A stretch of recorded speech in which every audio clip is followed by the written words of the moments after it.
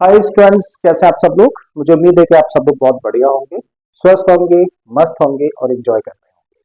तो स्टूडेंट्स, आज के इस वीडियो लेक्चर में जो क्वेश्चन आप लोगों के लिए लेके आया हूँ, छोटा सा क्वेश्चन जरूर है लेकिन बहुत इंपॉर्टेंट है एग्जाम पॉइंट ऑफ व्यू से और साथ में अंडरस्टैंडिंग पॉइंट ऑफ व्यू से भी। ठीक है, इस क्वेश्चन में हम लोगों को दिया है in a triangle if the measure of one of the angles is equal to the sum of rest two angles then show that it is a right triangle. अच्छा, क्वेश्चन का मतलब समझ आया नहीं? तो आप जरा समझो। क्वेश्चन हम लोगों से कह रहा है कि भाई साहब एक ट्राइंगल है और ट्राइंगल है तो ज़ाहिर है कितने एंगल्स होंगे? तीन एंगल्स होंगे। तो बेटा उन तीन एंगल्स में से एक जो एंगल है ना ट्राइंगल का, उसका मेजरमेंट बाकी के जो दो एंगल्स बचेंगे ना उन दोनों के मेजरमेंट के सम के बराबर है। तो फिर प्रूव करिए कि वो ट्राइंगल कैसा होगा? राइट ट्राइंगल होगा। ठीक है, आई थिंक समझ आ गया क्वेश्चन। ठीक है, तो फाइनली प्रूव क्या करना है? अच्छा मुझे ये बताओ, पहले करने से पहले हम लोगों को प्रूव करना है कि बेटा वो कैसा ट्राइंगल होगा?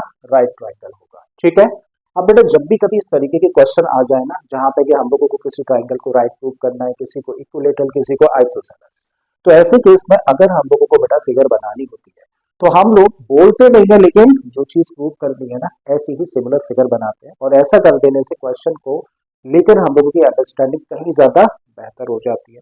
तो भाई अभी हम लोगों को क्या प्रूव करना है? हम लोगों को प्रूव करना है कि ट्राइंगल कैसा होगा? राइट ट्राइंगल होगा। तो आप ऐसा करो, एक राइट ट्राइंगल बना ही लो, बस मेंशन नहीं करना है, बस बोलना नहीं कि वो राइट ट्राइंगल होगा। ठीक है, तो राइट ट्राइंगल बनाते हैं। मान लेते हैं बेटा वो ट्राइंगल क्या होगा? वो ट्राइंगल होगा ए बी सी। ठीक है जी, करेक्ट है, बात यहाँ तक समझ आ गई है। तो बेटा हम लोगों ने यहाँ पर लेट कर लिया क्योंकि ट्राइंगल का नाम नहीं हम लोगों को दिया, एंगल्स भी हम लोगों को नहीं दे रखे हैं, तो अपनी तरफ से हम लोगों ने लेट कर लिया है।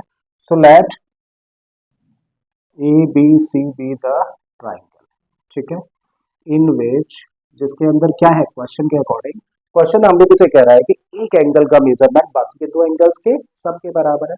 तो हम लोग मान के चलते हैं कि भैया ये सबसे बड़ा एंगल है, तो जो इसका मेजरमेंट होगा वो इस ट्राइंगल के बाकी के जो दो एंगल्स है कौन कौन से? ए और सी के। ठीक है, ये दो एंगल्स है बच्चे हुए तो इनके मेजरमेंट के सब के बराबर है। ऐसा हम लोग लेके चलते हैं क्वेश्चन की कंडीशन के according. So let ABC be the triangle in which angle B equal to angle A plus angle C. और बड़ा इंपॉर्टेंट पॉइंट है, तो बेटा मान लो इसको इक्वेशन नंबर 1। आई थिंक यहाँ तक कोई डाउट नहीं, क्वेश्चन ने जैसा बोला था बेटा वैसा ही हम लोगों ने अभी तक यहाँ पे किया है। ठीक है, अब हम लोग जानते हैं कि क्योंकि एबीसी क्या है? एक ट्राइंगल है और एक ट्राइंगल के तीनों एंगल्स का सम बेटा कितना होता है? 180 डिग्री होता है।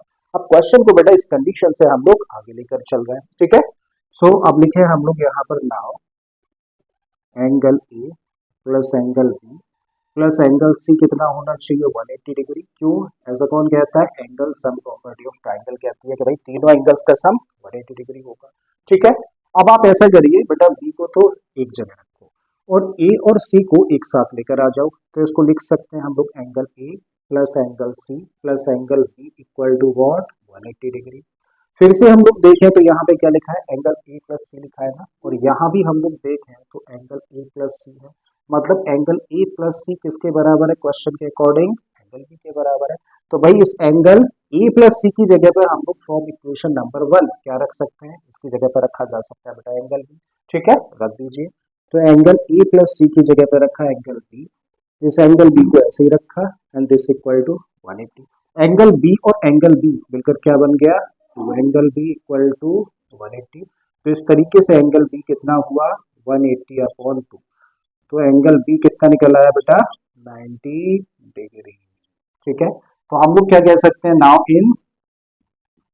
इन triangle A B C angle B equal to 90 degree.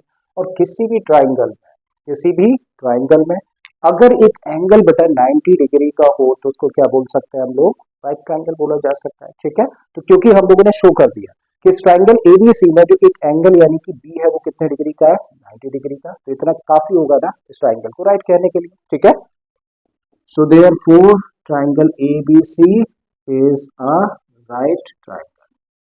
और देखो यही चीज हम लोगों को प्रूव करनी थी।